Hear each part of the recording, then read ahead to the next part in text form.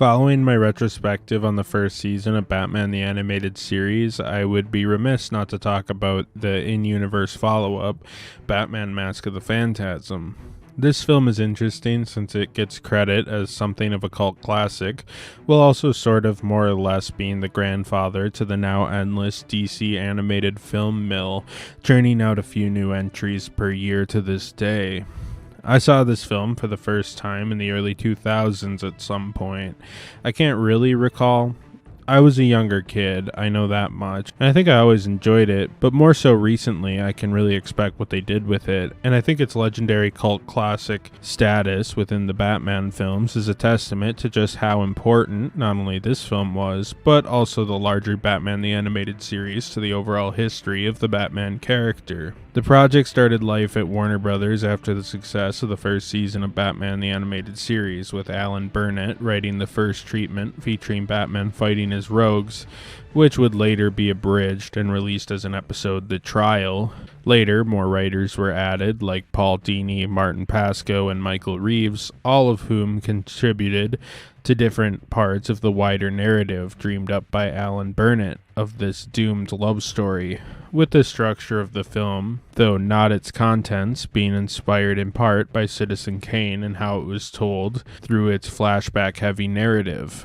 And Warner Bros., for its part, apparently did well to collaborate with the team and allow them to do their thing more or less unimpeded.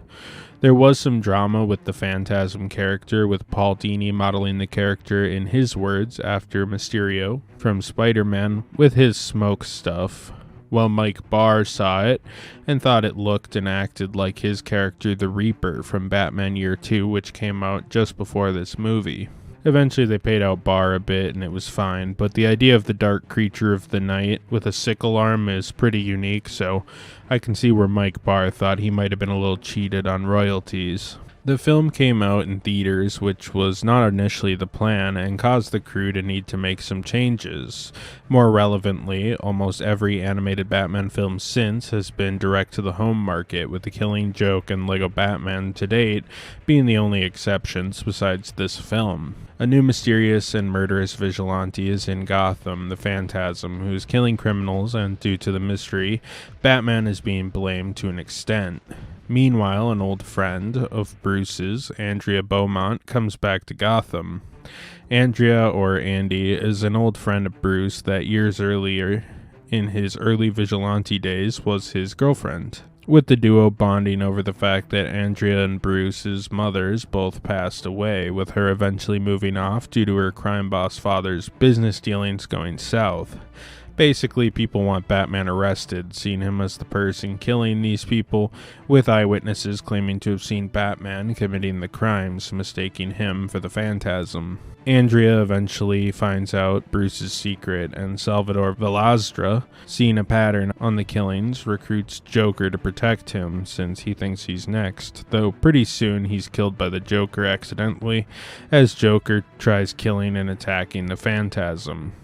Eventually, Bruce thinks he puts together who the Phantasm is, assuming it's Andrea's father, who is coming back to kill his enemies since they found him out, with Andrea's relationship quickly rekindling as a result. Anyhow, it turns out Andrea's father was assassinated back in the day, and Joker was the one who shot him originally, with he and a man, Arthur Reeves, being the final survivors of the assassination of Andrea's father. Joker poisons Reeves, and Batman confronts him, learning that he was involved in Carl's death, making it impossible for him to be the Phantasm. Thus, Batman comes to the conclusion that Andrea must be the Phantasm. So Batman confronts Andrea and confirms she is indeed the Phantasm, with Andrea going after the Joker now, who has wired his lair to explode, which would kill him, Batman, and the Phantasm all in one explosion. The fairgrounds start exploding and Batman is sucked into the sewer as the Phantasm confronts the Joker, the duo seemingly dying during the confrontation, with Batman saddened by the fate of his old flame. This film's lead villain, Andrea Beaumont, or the Phantasm, is an interesting character in that she's not only totally original to the film, but is also a fairly big character in the franchise to not have been translated to the main universe of comics to this day. She did briefly appear in the comic book Batman Catwoman 1 in an alternate future known as the Last Rights universe, but we still haven't seen her in anything else. Arthur Reeves in this film is actually the only new character adapted from the comics, first appearing in Detective Comics 399 and briefly appearing to try to sell fake evidence of Batman's true identity to Rupert Thorne. You know, Rupert Thorne, that guy who's really big in the main series for some reason. Batman the Animated Series heavily pulled from that era of Batman books, so it's not a surprise that this character was adapted despite his inclusion being somewhat random, with the character not being all that important to the wider Batman mythos. Batman is the lead of this tragic love story, and man, I love how they characterize Batman here. Andrea was Bruce's last link to humanity before falling all the way into the Batman identity at a turning point in his life earlier on.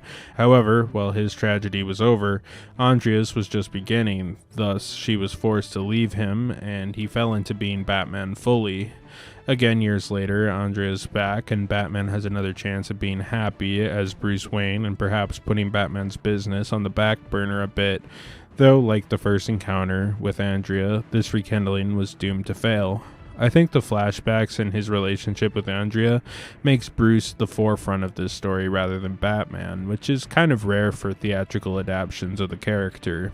In fact, much of the action is Andrea's. Batman is largely just trying to prove his innocence and figure out who the Phantasm is, not really throwing many punches in this Batman movie. The Phantasm, or Andy Beaumont, is Bruce's reflection. The only real difference is Andrea acted on her revenge where Bruce refused to kill. The Phantasm is more of a means to an end, at least at this point. She just really wants revenge. Unlike someone like Red Hood, who has a blanket need for vengeance on crime, Andrea just really wants to kill the guys who took out her father back in the day. She loves Bruce and really doesn't hate Batman, really having no beef with him, but is also so dead set on killing her father's killers that despite loving Bruce and wanting a life with him, it couldn't be, especially since Batman wasn't going to compromise on his morals with the same conviction she refused to compromise on her vengeance.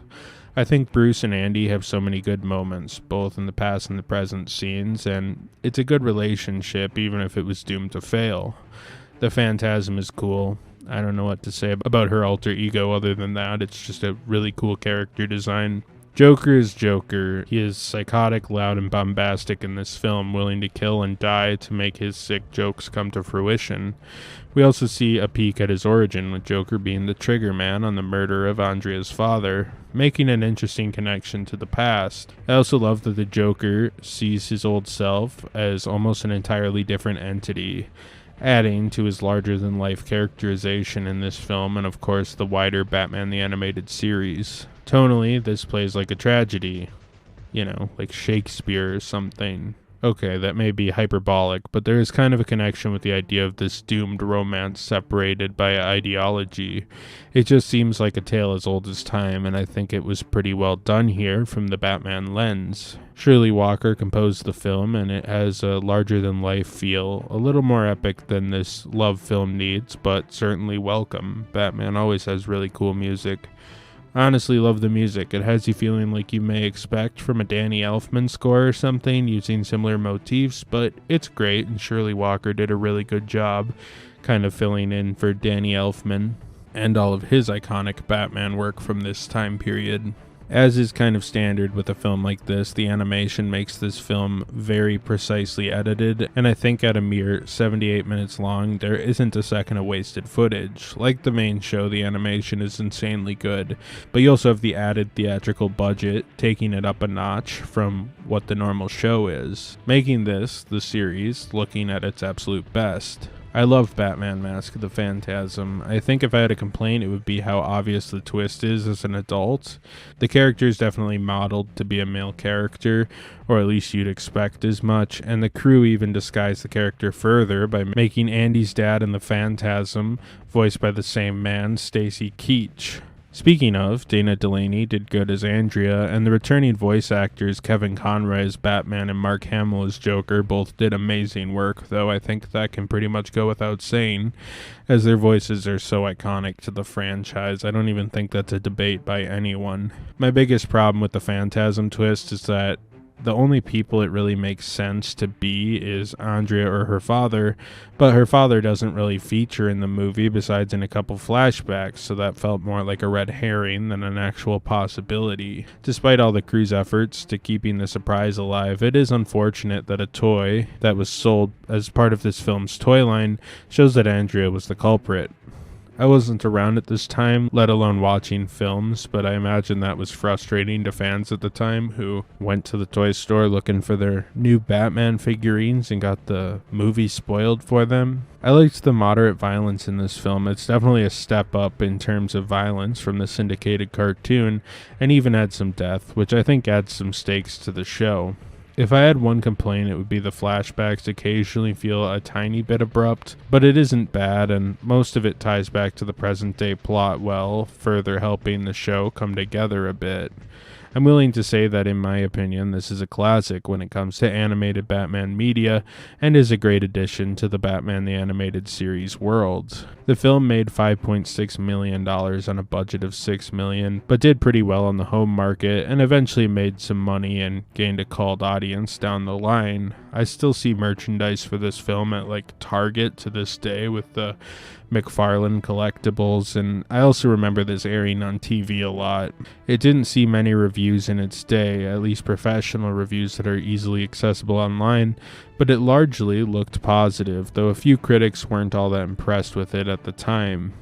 It got an 83% on Rotten Tomatoes today, with most of the negative reviews perhaps rightfully pointing out that this film falls somewhere between a children's film and an adult drama, but not really fully committing to either world. Nowadays, I think that's more common. I mean, look at the Marvel Cinematic Universe. That's kind of the standard there. And I think this is in part further pushed by the fact that it is itself a cartoon. Anyhow, I'll eventually come back for Season 2, but if you haven't seen it yet, you can watch my retrospective on Season 1 of Batman the Animated Series, which I'm going to put on my end screen here.